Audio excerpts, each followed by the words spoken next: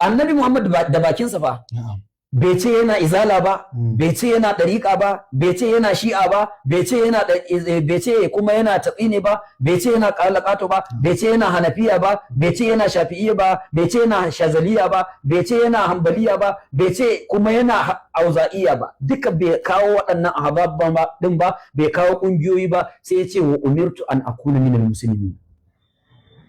Ya ce wa umirtu kuma kawai an umarce ni an akuna minal muslimin, na kasance daga cikin musulmi. Ashe annabi Muhammad musulmi ne. To kai ina ka samu izala? Tambayar ka nake. Kai annabi Muhammad musulmi ne, kai ina ka samu shi'a? Wane ne ya baka umarnin yin shi'a?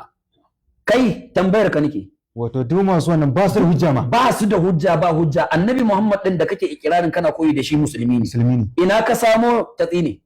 Na'am. Ina waye baka umarnin yin kalakatu? Kai da kace ahlus sunna wace sunnar? Sunnar wa kake yi? Ta waye? Ka gaya mana gaskiya. Wane ne ya baka umarnin ka zama dan izala? Nan man Sirajo ka dauko maganganu masu muhimmanci. Jama'a masu kallon mu da sauraron mu. Ku ci gaba kasancewa tare da Albayan TV. Albayan TV kafa ce ta